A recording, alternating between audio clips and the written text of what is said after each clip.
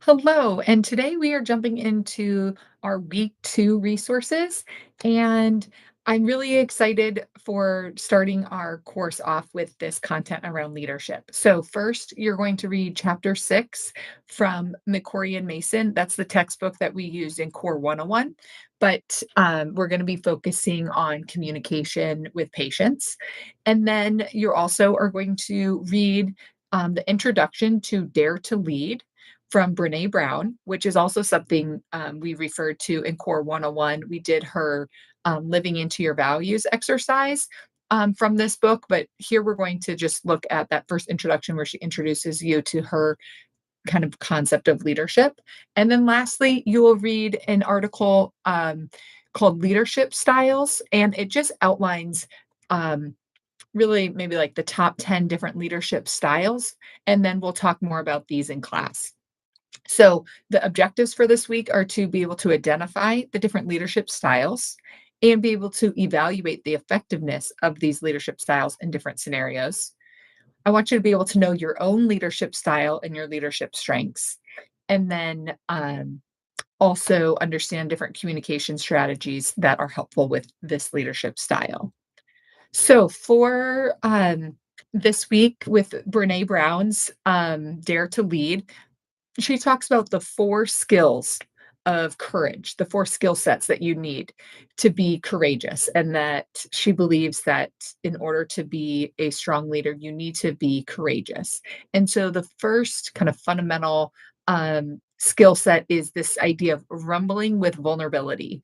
And this is the idea that you are willing to be, as a leader, vulnerable. That means if you don't know the answer to something, you're okay saying, I'm not sure. Let me find that out and get back to you. It means not having all the answers and knowing that people on your team have important information, important feedback to be able to contribute. It also means that you stay curious, that you are always looking to learn more and get input and feedback from the people around you, and you're willing to stay in what she calls the messy middle, which means as a leader, you don't jump to, oh, well, here's the solution right away because there might be a lot of information. It can be kind of messy. And so sometimes the instinct is just, here's our solution. But if you're a courageous leader, you're able to rumble with vulnerability. That means you're okay sitting with the messy middle for a little bit, trying to figure out the best course of action. The next is living into our values, which we talked a lot about in Core 101. We'll revisit those in Core 201. But this idea that we know what our values are and our behavior aligns with those values. The next is braving trust, which means you are willing to trust other people, but you also are somebody who is trustworthy. And lastly, learning to rise, which is resilience, which again is another concept that comes from Core 101 as well. This idea that when we encounter difficulty, when we encounter failure, we are able and willing to rise and respond and have that resilience and grit to try again, to have a growth mindset, to not think that one failure defines us. And so those are, for Brene Brown, the foundational skills necessary to be a courageous leader. She then does talk about some of the roadblocks that she often sees for people being able to exhibit this courageous leadership, which include avoiding tough conversations. And in this class, we are not going to avoid tough conversations. That's a key part of this course, is feeling more and more comfortable having difficult conversations. The second part is people are spend some leaders, a roadblock is that leaders spend too much time managing fears instead of behaviors. Also, a roadblock is if there's low trust within the organization. The perfectionism trap, which I mentioned before, this idea that it's okay to not be perfect, it's okay to not have the answer, it's okay to take a risk and fail. That's part of the learning process. And so, if we get stuck in this perfectionism trap, that can be a roadblock. The culture of shame and blame is a major roadblock, right? So instead of taking responsibility and accountability, we try to shame others or blame others. for the challenges that we're facing, and that is extremely unhelpful. We need a culture where there's accountability and learning, that we're not shamed when we mess up, but we see it as an opportunity for growth and improvement. And then lastly, she says one of the other roadblocks is choosing comfort over hard conversations.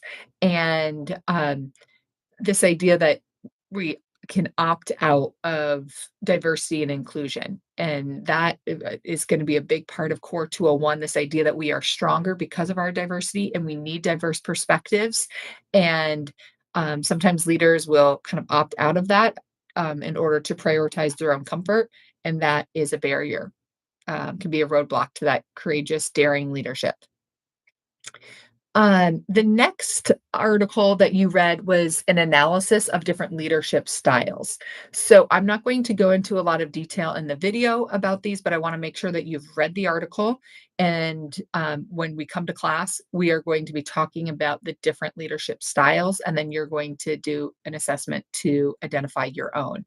So there's transformational, transactional, autocratic, laissez-faire, charismatic, situational, servant, pace setting, and democratic. So there's 9 that this article covers. And if you read 100 different leadership articles, you are going to find hundreds of different definitions, different categories, different names of different leadership styles. What we hear often is the most common are autocratic, democratic, and laissez-faire. Because some of these, like transformational, is a type of democratic leadership style. Transactional is a bit more autocratic. So these break them up into a little bit more detail, but the top 3 that we usually see most commonly is democratic, which means you are interested as a leader in involving members into the decision making process, that you're looking for feedback, that you're asking for input, that you're trying to draw consensus, trying to get everybody on the same page. It gets higher engagement, better problem solving, and better long-term success, but it can be time consuming. And so that is one of the challenges with that. Autocratic is extremely efficient, but that's because it's centralized power. One person makes the decision, tells everyone else what to do. So there's not a lot of opportunity for input and feedback. This can be helpful at times when swift decision making is required, but the downside is that it reduces morale, high turnover. People don't particularly like working for autocratic leaders because they don't feel their voice is heard. And then lastly is laissez-faire, which is a very hands-off approach. People just do their own thing without a lot of leadership support resources. This can be helpful to promote innovation for particularly people who are self-starters and independent, but a downside is that there's a lack of direction and a lack of support. So I also want you to look over, though, the definitions of transformational, transactional, charismatic, situational, etc. But those are our top 3: democratic, autocratic, and laissez-faire.